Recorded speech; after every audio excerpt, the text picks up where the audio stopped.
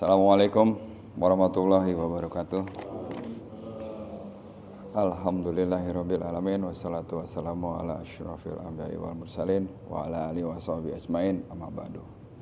Rabbi shrah li sadri wa yassir amri wa hlul 'uqdatam min lisani yafqahu qawli. Subhanaka la ilma lana illa ma 'allamtana innaka antal alimul hakim. Segala puji dan syukur kita panjatkan kehadirat Allah Subhanahu wa taala yang senantiasa lalu memberikan kita nikmat dan karunia-Nya, yaitu nikmat sehat, nikmat iman dan nikmat Islam, sehingga kita masih bisa berkumpul kembali di tempat yang mulia ini untuk melaksanakan sholat berjamaah dan dilanjutkan dengan ta'lim. Tak lupa juga kita ucapkan sholawat dan salam kepada junjungan kita Nabi besar Muhammad SAW beserta keluarga dan sahabatnya yang insya Allah akan sampai pada kita. Dan pada yaumil akhir nanti kita termasuk umatnya yang mendapatkan syafaat darinya. Amin, amin ya rabbal alamin.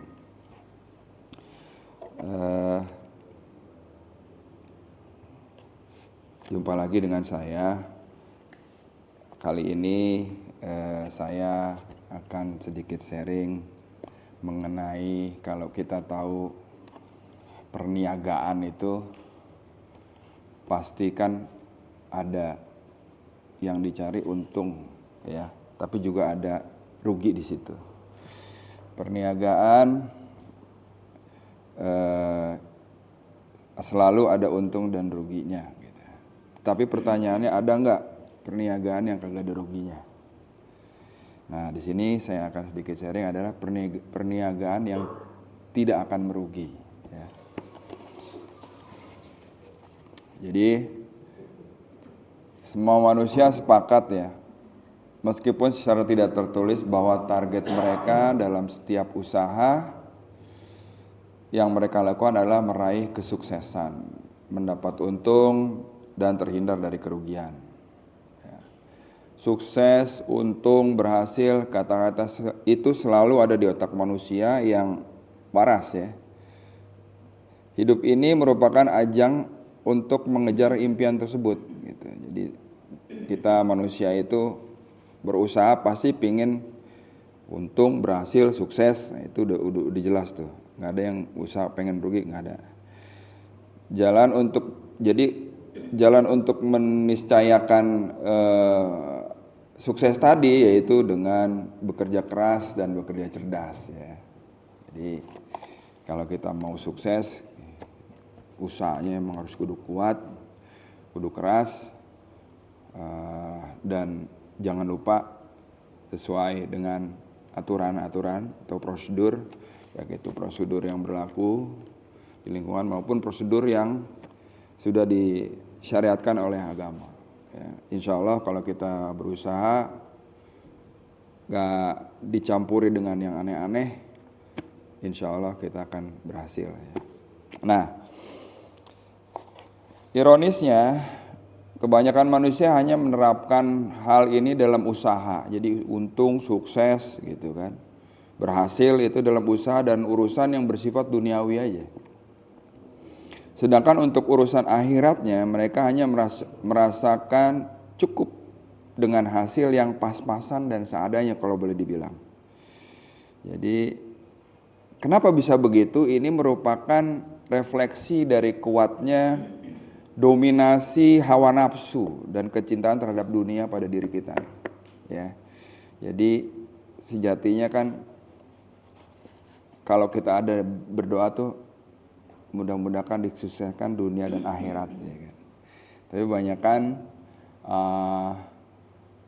sukses berhasil itu fokusnya masih pada dunia aja ya kan. Kenapa? Karena tarikan hawa nafsu ke dunia ini itu masih kuat. Allah Subhanahu wa taala mensyaratkan keadaan mayoritas manusia ini dalam firman-Nya, A'udzubillahi minasyaitonirrajim.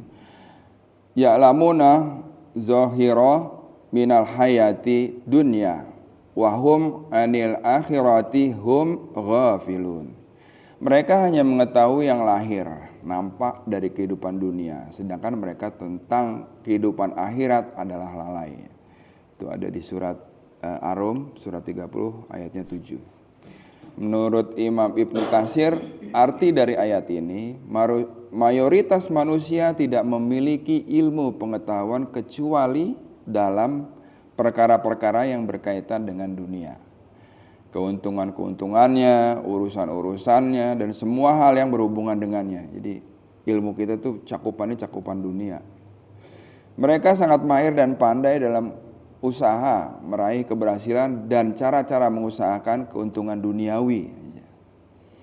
Sedangkan untuk kemanfaatan atau keberuntungan di negeri akhirat, mereka lalai dan tidak paham sama sekali.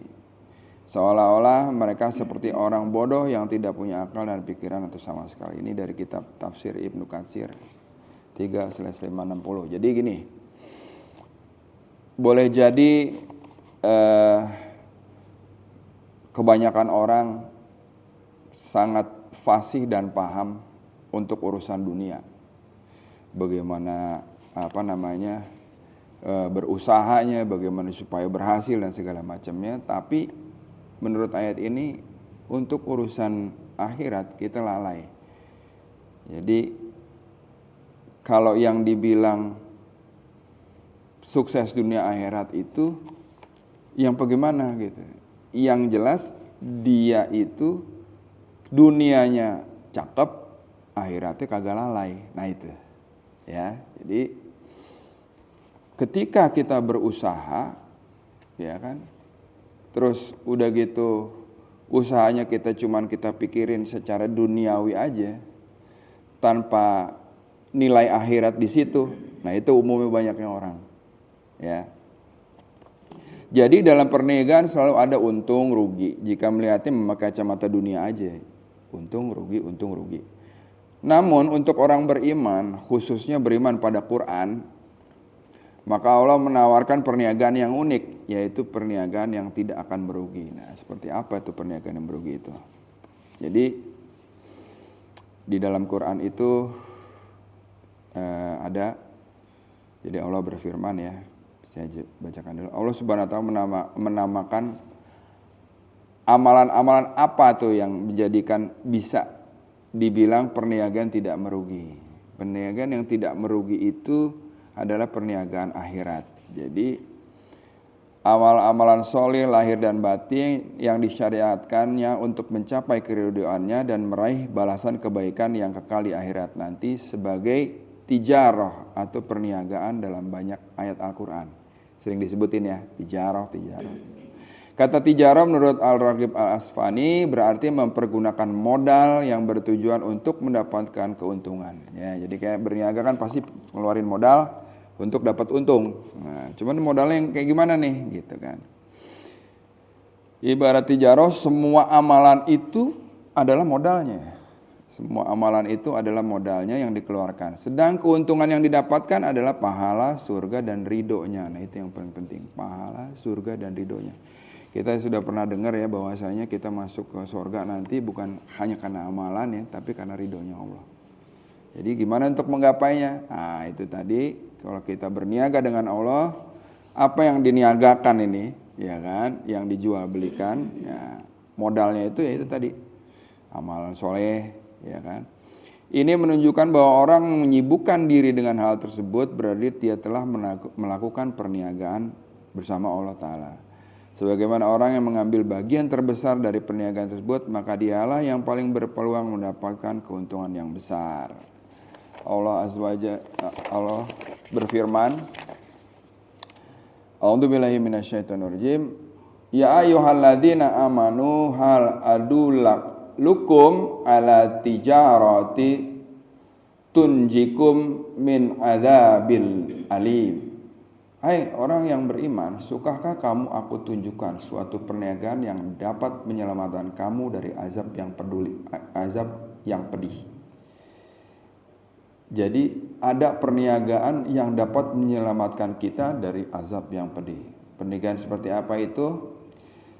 Tu'minuna billahi wa rasulihi wa tujahiduna fi sabilillahi bi amwalikum wa anfusikum dzalikum khairul lakum in kuntum ta'lamun.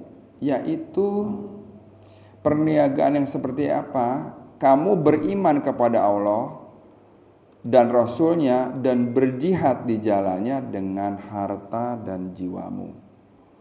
Itulah yang lebih baik bagimu jika kamu mengetahuinya. Jadi perniagaan yang dapat menyelamatkan kita dari azab yang pedih itu beriman pada Allah dan Rasulnya, berjihad di jalannya dengan harta dan jiwa. Itulah yang lebih baik bagimu jika kamu mengetahui. Yaghfiru lakum dzunubikum wa yudkhilkum jannati tajri min tahtihal anharu wa masakina thayyibata fi jannati adnin dzalikal fawzul azim. Ini rewardnya ya. Niscaya Allah akan mengampuni dosa-dosamu dan memasukkan kamu ke dalam surga yang mengalir di bawahnya sungai-sungai dan memasukkan kamu ke tempat tinggal yang baik, yaitu surga Aden. Itulah keberuntungan yang besar. Quran surat As-Saff ayat 10-12. Jadi jelas di dalam ayat ini bahwasanya ada perniagaan yang yang dapat menyelamatkan kamu dari azab yang pedih, yaitu pertama beriman kepada Allah dan Rasul, berjihad di jalannya dengan harta dan jiwamu. Ingat Pak ya, urutannya harta dan jiwa. Yang namanya jihad tuh yang umum kita pahami ya, menurut saya itu banyak orang yang jihad perang, jihad apa segala macam, jiwa dulu. Padahal di ayat ini berjihadlah kamu dengan harta dan jiwanya. Kenapa ditaruh harta duluan? Karena Allah yakin banget bahwasanya umatnya itu emang sama harta tuh kuat bener gitu. Sehingga dikedepankan harta dulu, lu jihad harta. Jihad pakai harta itu banyak, ya kan? Banyak amal sedekah, ya macam-macam, buat sekolah, buat rumah tahfiz dan segala macamnya, ya kan? Nah itu salah satunya ya, harta dan jiwamu. Itulah yang lebih baik bagimu jika kamu mengetahui. Terus rewardnya apa? Rewardnya pertama diampuni dosa, kemudian dimasukkan ke dalam surga, yaitu surga Aden. Nah itulah keberuntungan yang besar. Jadi hasil perniagaan tadi rewardnya itu. Menurut Imam Asy-Syaukani berkata, Allah menjadikan amalan-amalan soleh tersebut kedudukannya seperti perniagaan. Karena orang-orang yang melakukannya akan meraih keuntungan besar sebagaimana mereka meraih keuntungan dalam perniagaan duniawi. Keuntungan besar itu adalah masuknya mereka ke dalam surga dan selamat dari siksa neraka. Kitab Fathul Qadir ya, diambil dari kitab. Inilah perniagaan yang paling agung karena menghasilkan keuntungan yang paling besar dan kekal abadi selamanya. Inilah perniagaan yang dengannya akan diraih semua harapan kebaikan dan terhindar dari semua keburukan yang ditakutkan. Inilah perniagaan yang jelas lebih mulia dan lebih besar keuntungannya daripada perdagangan duniawi yang dikejar oleh mayoritas manusia. Oleh karena itu Allah Ta'ala mensifati perniagaan mulia ini sebagai perniagaan yang pasti beruntung dan tidak akan merugi. Ya, Allah Azza wa Jalla juga berfirman, Innalladzina yatluna kitaballahi wa aqamu sholata wa anfaqu mimma razaqnahum sirra wa alaniyatan yarjuna tijarah lan tabur. Ya, sesungguhnya orang-orang yang selalu membaca kitab Al-Quran, mendirikan sholat dan menafkahkan sebagian dari rezeki yang kami anugerahkan kepada mereka dengan diam-diam maupun terang-terangan, mereka itulah yang mengharapkan perniagaan yang tidak akan merugi. Ya, liwafi yahum ujurahum wa yazidahum min fadlihi innahu ghafurun syakur. Agar Allah menyempurnakan kepada mereka pahala mereka dan menambahkan kepada mereka dari karunia-Nya. Sesungguhnya Allah Maha Pengampun lagi Maha Mensyukuri.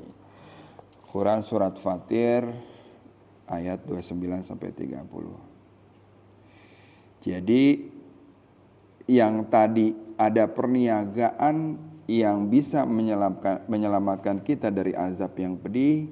Yang ini, ayat ini adalah perniagaan yang tidak akan merugi, pasti untungnya. Jadi Syekh Abdurrahman As-Sa'di berkata, inilah perniagaan yang tidak akan merugi dan binasa. Bahkan inilah perniagaan yang paling agung, paling tinggi dan paling utama, yaitu perniagaan untuk mencari ridhonya Allah, meraih balasannya pahala yang besar serta keselamatan dari kemurkaan dan siksanya. Ini mereka raih dengan mengikhlaskan niat mereka dengan mengerjakan amal-amal soleh serta tidak mengharapkan tujuan yang buruk dan rusak sedikit pun. Ini diambil dari kitab Taisirul Karimir Rahman halaman 689. Nah, kita udah simak tadi ayatnya. Berarti kan perniagaan itu ada barang yang didagangin ya. Barang dagangan atau perniagaan Allah Subhanahu wa taala adalah apa? Adalah surga. Jadi Rasulullah SAW bersabda, ketahuilah bahwa sesungguhnya barang dagangan Allah sangat mahal.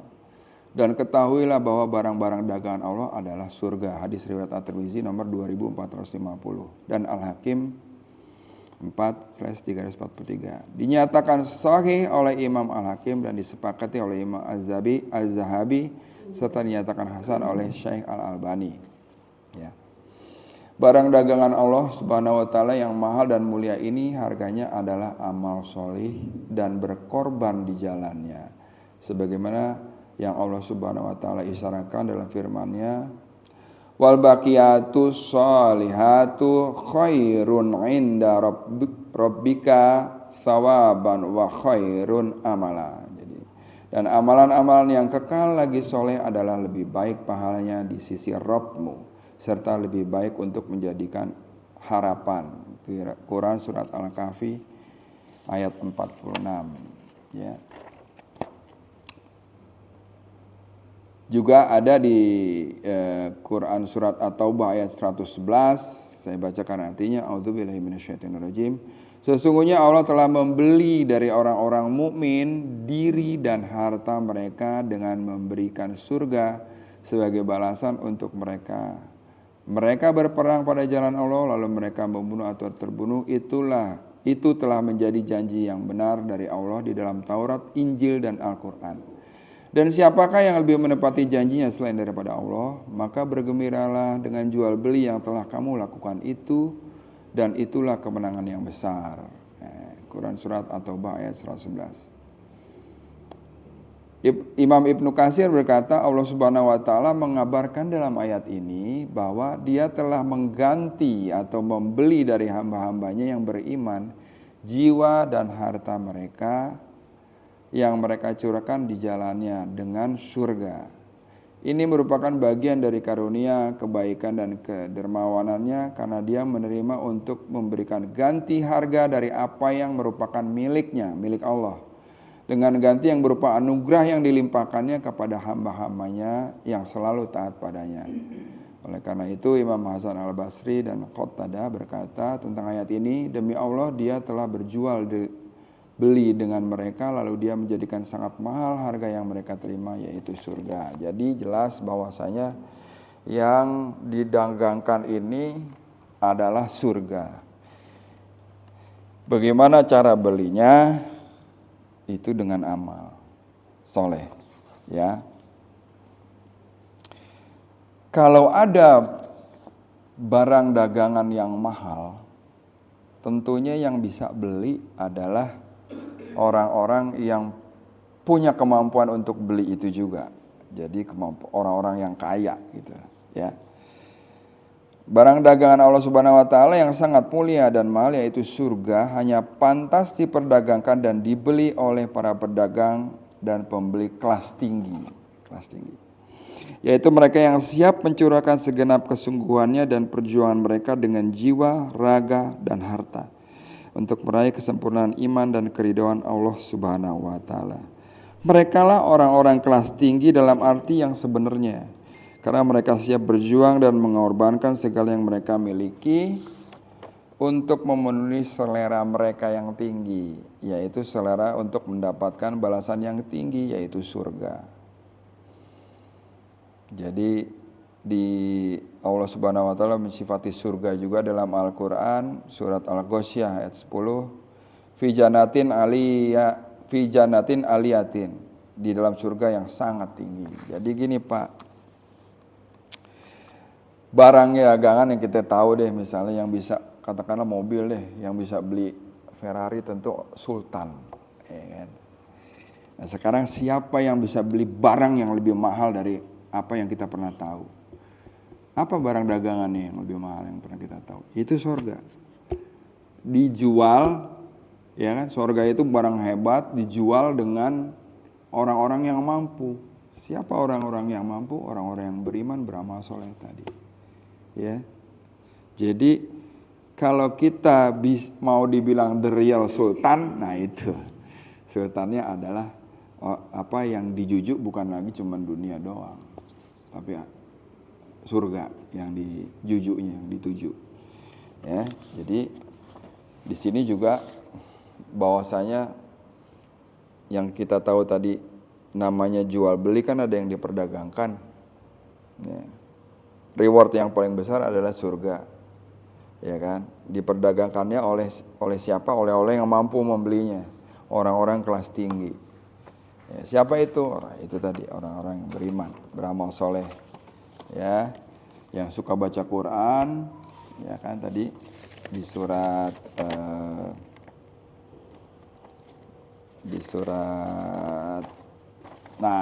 Fatir ayat 29 sampai 30,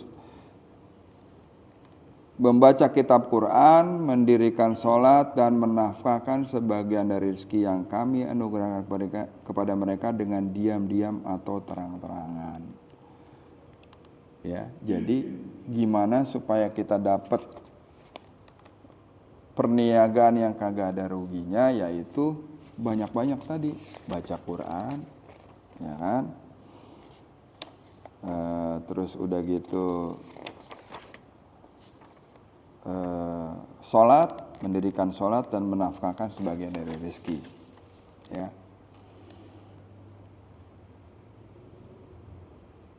Nah, Nabi SAW menyifati surga Firdaus dalam sabda beliau, jika kalian memohon surga kepada Allah, maka mintalah surga Firdaus. Itulah surga yang paling di tengah dan paling tinggi, dan atapnya adalah arsy. Yang arsy Allah Subhanahu wa taala yang Maha Pemurah. Bukankah dengan ini mereka pantas disebut sebagai orang-orang yang memiliki selera tinggi? Sebagaimana orang-orang yang menjadikan dunia sebagai target utama dalam hidup mereka, pantas disebut sebagai orang-orang yang memiliki selera yang agak kurang tinggi, ya, sesuai dengan tujuan dia hanya dunia doang. Oleh karena itu Subhanahu wa taala menyebut sifat utama yang ada pada penghuni neraka, yaitu selalu memprioritaskan kehidupan dunia yang rendah. Allah Subhanahu wa taala berfirman dalam surat An-Nazi'at ayat 37-41, saya bacakan artinya. A'udzubillahi minasyaitonirrajim. Adapun orang-orang yang melampaui batas dan lebih mengutamakan kehidupan dunia, maka sesungguhnya nerakalah tempat tinggalnya. Adapun orang-orang yang takut kepada kebesaran Rabb-nya dan menahan diri dari keinginan hawa nafsunya, maka sesungguhnya surgalah tempat tinggalnya. Jelas di sini. Orang yang melampaui batas dan lebih mengutamakan kehidupan dunia, maka sesungguhnya nerakalah tempat tinggalnya. Fa'amaman togo wasarol hayata dunya fa'inal jahim. Ya. Dan Rasulullah SAW berlindung kepada Allah Subhanahu wa taala dari selera yang rendah ini, sebagaimana dalam doa beliau Subhanahu wa taala. Nih, ya Allah, janganlah engkau jadikan dunia dan kedudukan sebagai target utama kami dan puncak dari pengetahuan kami. Ini hadis riwayat At-Tirmizi nomor 3502. Ya. Imam Ibnu Qayyim berkata, barang siapa yang bercita-cita untuk meraih perkara-perkara yang tinggi, maka wajib baginya untuk menekan kuat kecintaan kepada perkara-perkara yang rendah, yaitu perkara dunia. Jadi kita udah tahu, kalau kita masih jujuannya hanya dunia aja, ini dibilang di sini seleranya belum tinggi-tinggi amat. Yang seleranya tinggi-tinggi, yang tinggi apa? Itu yang jujuannya surga. Ya. Nah, jadi kalau kita lihat bagaimana sih supaya perniagaan kita di dunia ini, ya kan, bisa katakanlah kalau perdagangan dunia itu ada untung ada rugi, ini mempernya keuntung terus gitu. Bagaimana caranya? Itu tadi, kalau kita hanya berdagang atau berniaga atau berusaha, jujuan kita cuma dunia doang, pastinya ada sedikit kecampur tuh, ya kan, dengan hak dan yang batil, katakanlah begitu.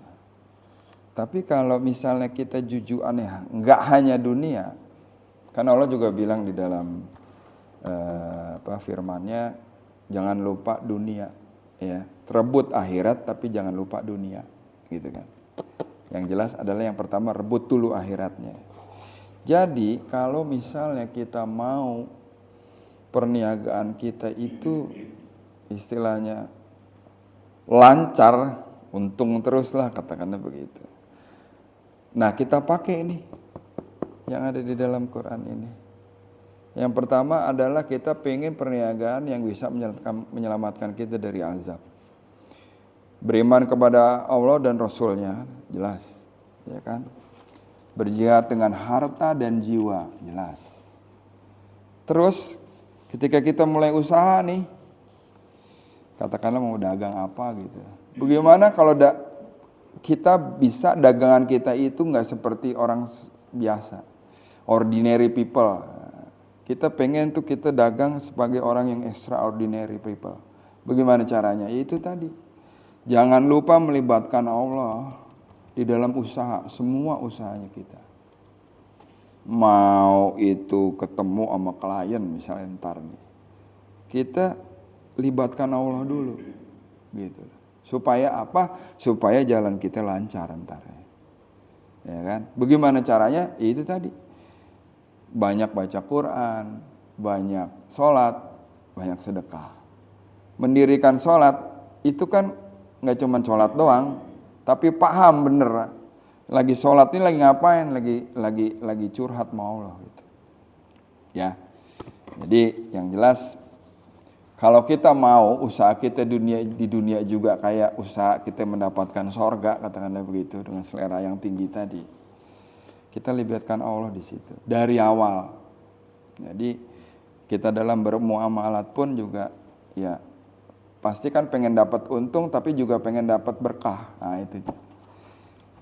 Urusan berkah itu biasanya enggak dijadikan tujuan utama kalau kita dalam bermuamalah. Kenapa seperti itu? Ya itu karena yang dipikirkannya cuma di dunia doang, untung doang. Tapi kalau kita pingin yang berkah, artinya kita dapat juga, tapi itu juga berkah buat kita. Berkah itu bagaimana sih gitu kan? Begitu kita udah dapat nih, saya sih punya satu pemikiran sedikit yang namanya berkah itu, karena orang sering bilang tuh biar dikit asal berkah, berkah tuh bagaimana sih gitu. Ya kalau kita pakai itu bener-bener kita nyaman, nggak ada efek samping gitu.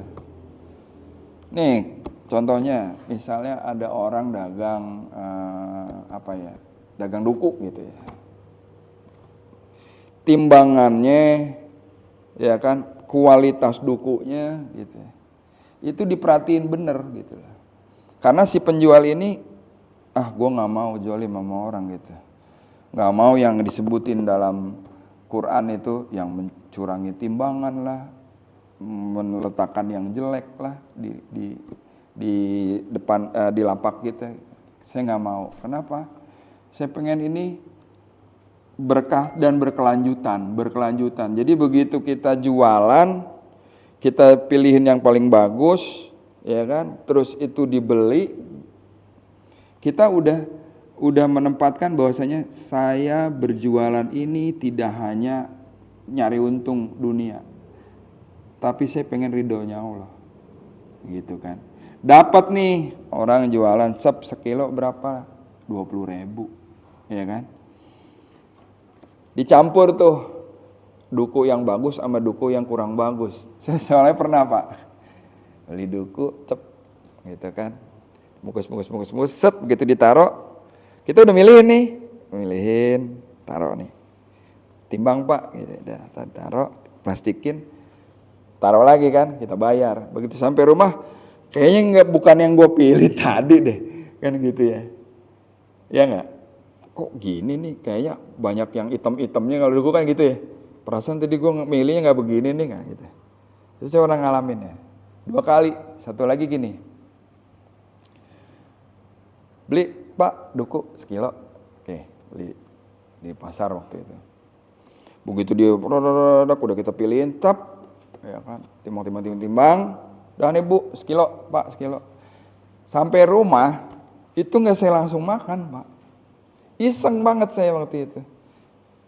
Kok kayak nimbangnya cepet banget tadi itu ya. Kita punya timbangan, kita timbang Pak. Cek nggak sekilo Pak? 800 gram. Ya. Nah itu kan berarti di dagang udah dicampurin gitu. Untung sih, untung yang dipikir sesaat doang dunia. Tapi Bapak tahu nggak kalau yang kayak begitu Pak? Pertama, yang bukan haknya dia diambil. Itu bakal diambil lagi sama Allah. Bagaimana caranya? Macam-macam. Ya kan? Dengan sakit lah, dengan kehilangan barang lah, segala macam Pak. Itu. Jadi kalau misalnya kita pengen yang berkah, itu berkelanjutan, berkesinambungan, ya itu tadi. Libatkan Allah di situ. Ya. Jadi kalau saya lihat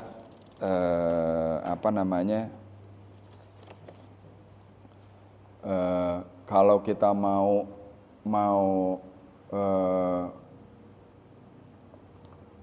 lancar jualannya gitu loh, berkesinambungan gitu. Pertama adalah jangan keluar dari yang disyariatkan oleh agama. Yang kedua adalah selalu berpikirnya nggak cuma dapat untung di dunia doang, gitu. Di akhiratnya bagaimana, gitu ya kan?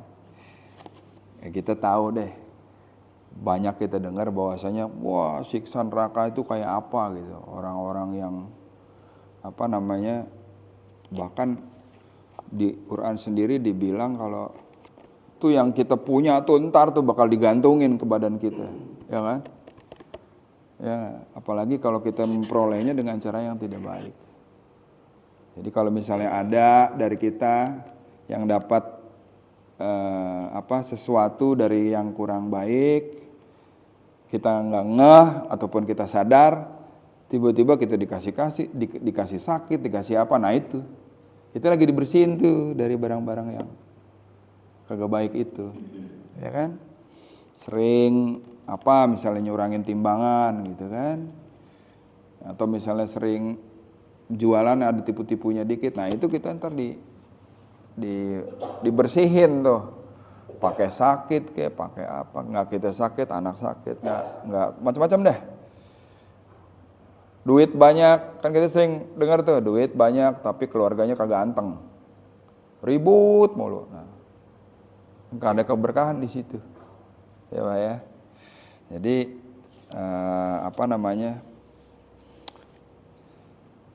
kita kepingin bahwasanya berniaga itu adalah berniaga yang berkesinambungan, yang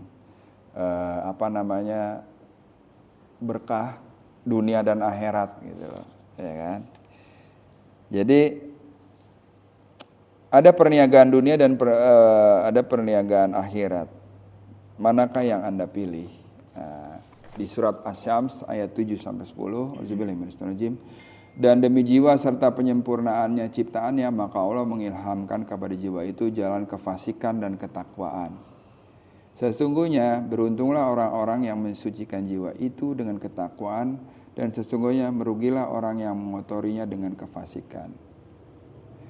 Jadi kita dianugerahi dua tadi itu, jalan fasik sama jalan takwa. Siapa yang ngambil jalan takwa, ya kan, mensucikan diri jiwa dengan ketakwaan, itulah orang-orang yang beruntung. Kehidupan dunia yang kita jalani hakikatnya adalah pertaruhan diri kita untuk membawa kepada jalan kebaikan atau kebinasaan. Rasulullah SAW bersabda, setiap manusia menjalankan kehidupannya dan menjual untuk mempertaruhkan dirinya, maka ada orang yang membebaskan menyelamatkan dirinya, dan ada pula orang yang membinasakannya. Imam Nawawi berkata, makna hadis ini adalah setiap manusia mengusahakan atau mempertaruhkan dirinya. Di antara mereka ada yang menjual untuk Allah Subhanahu wa taala dengan menetapi ketaatan kepadanya, maka dialah yang membebaskan atau menyelamatkan dirinya dari siksa neraka yang sangat pedih. Dan di antara mereka ada yang menjualnya untuk setan dan hawa nafsunya dengan menuruti ajakan keduanya, maka dialah yang membinasakan diri. Jadi ada dua pilihan, kita mau menyelamatkan diri dari siksa neraka yang pedih atau kita malah masuk ke situ, ya kan? Bagaimana caranya? Nah, orang-orang yang menjalankan kehidupannya dengan mempertaruhkan dirinya, ya, dengan jalan tadi kebaikan yang kita pilih, itu adalah orang-orang yang beruntung, ya. Jadi kesimpulannya di sini adalah pertama,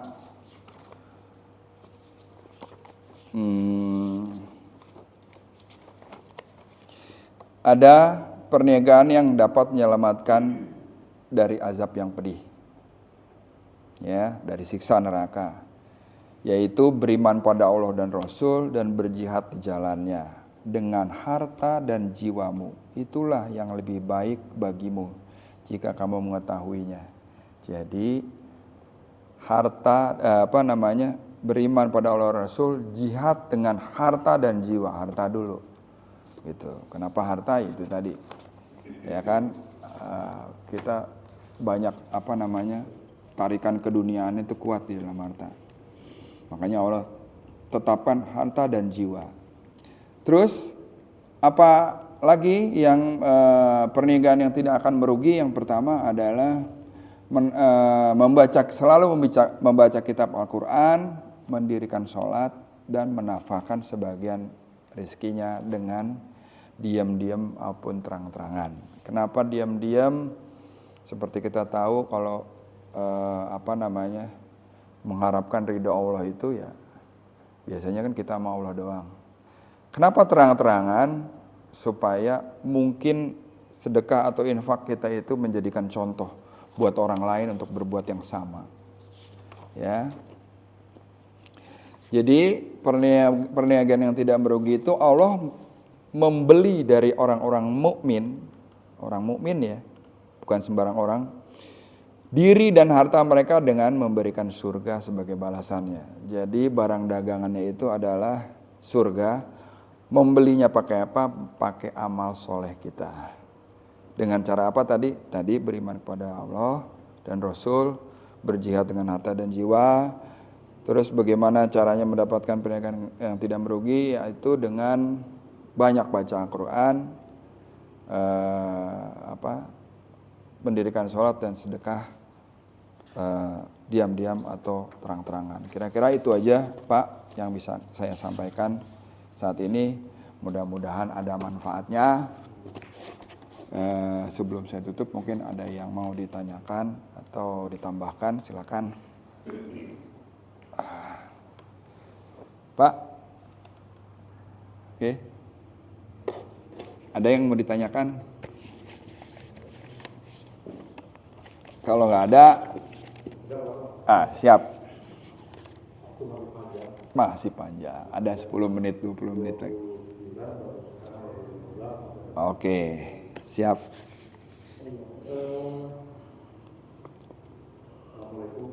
Waalaikumsalam warahmatullahi. Tadi sudah kita dengarkan apa yang telah dibahas Pak Harto berkaitan dengan berniaga. Yang kedua, berniaga dunia dan berniaga akhirat. Betul. Tapi ini berniaga dunia ini ya pernah saya dengar lah. Jangankan cari yang halal, yang haram aja susah. Masya Allah. Subhanallah. Iya, sering kita dengar ya. Ya akhirnya ya tadi kembali lagi orang yang berbicara seperti itu, yang berniaga seperti itu, dia tidak mencari ridho Allah. Betul. Ya, Betul. Betul. Dia sudah menzolimi dirinya maupun menzolimi Allah. Betul sekali. Yang kedua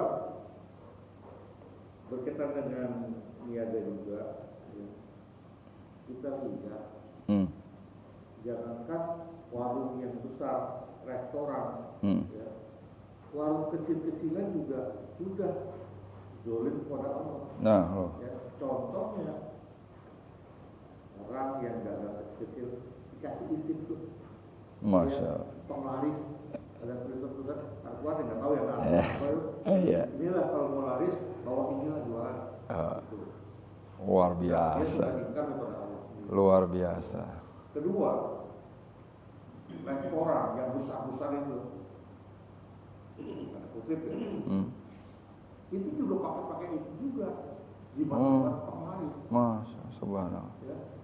Orang yang punya mata batinnya kuat, di situ akan bisa melihat tuh restoran itu makanan banyak, di dalam makanan itu udah ada lah binatang-binatang, jin-jin, Masya Allah. di situ semua tuh makanan-makanan.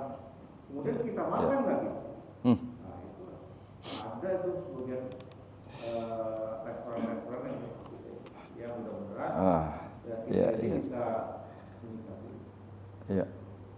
Yang berkaitan dengan berniaga dengan Allah, tadi yang mendapat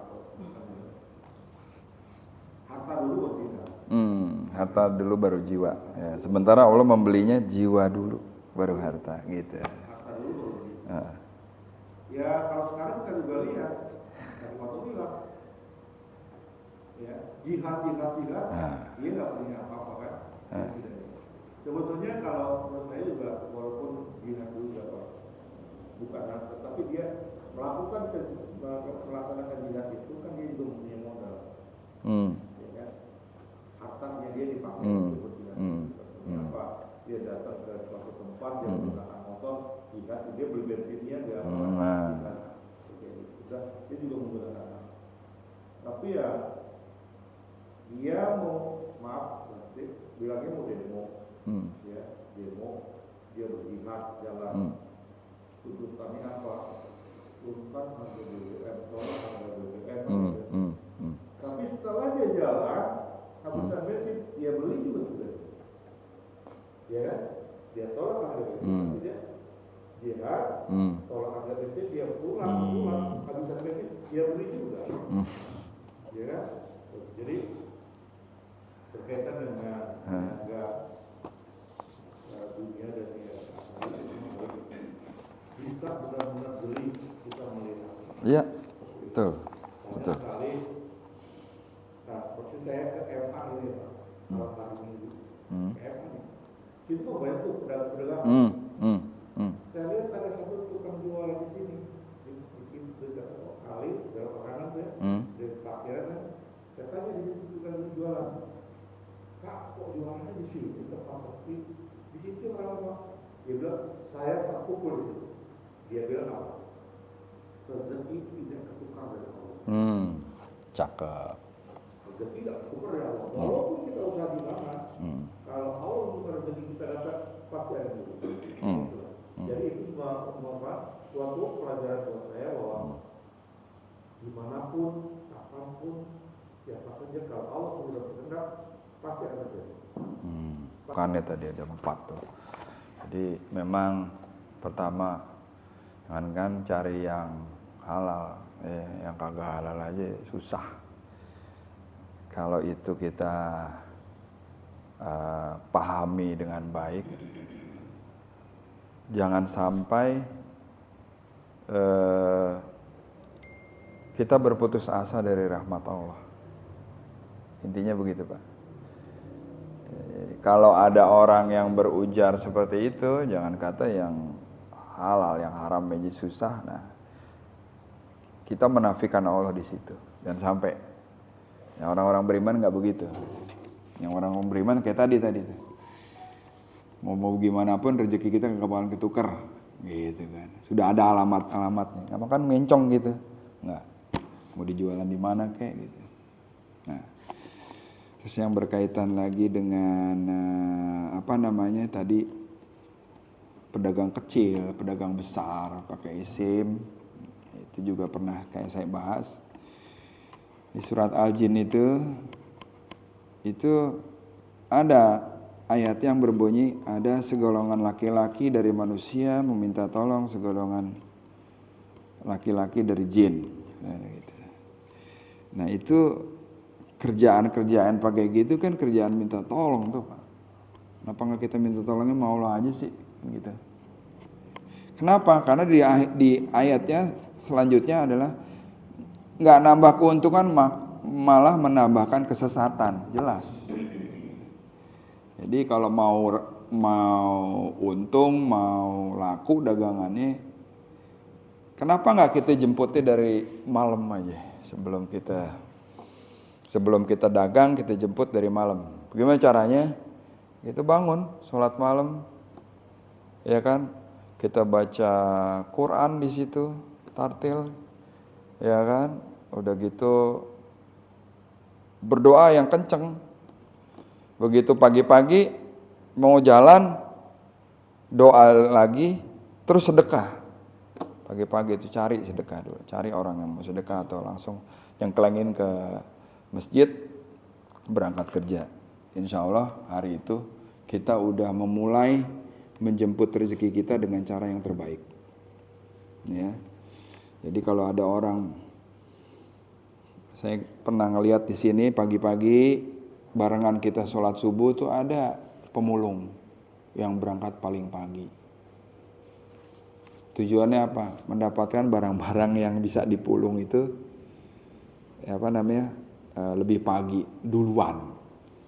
Kalau pakai konsep tadi pedagang tadi yang rezeki kagak bakal ketukar dan dia mengutamakan dulu Allah sebelum dia lanjut kepada dunianya. Begitu orang lain pada sholat subuh, dia nggak bakalan berangkat sebelum sholat subuh itu selesai. Dia ikut sholat subuh, dia ikut berdoa, lalu dia mulai mulung. Nah, kalau saya melihatnya sangat disayangkan gitu lah. Saatnya orang-orang pada sholat, dia belum sholat udah mulai dulu. Mungkin dia sholat di rumah kali ya, mungkin khususnya seperti itu. Tapi sayang kalau misalnya dia nggak sholat dulu, dia mulai kerja dari pagi, ya, jemputnya udah keliru. Efeknya apa? Dapat sih dapat, tapi keberkahannya yang nggak bisa. Kalau saya pernah nanya sama dan beberapa guru ya, yang namanya berkah itu gimana sih? Gitu. Dia bilang gitu, gaji ini bisa nih cukup sampai pertengahan bulan. Tapi begitu dilaksanakan sampai akhir bulan masih nggak ada sisa dari gaji itu. Nah, yang pertama saya bilang tadi, kalau berkah itu kita hitungan manusia, gaji kita ini cukup cuma sampai tengah bulan.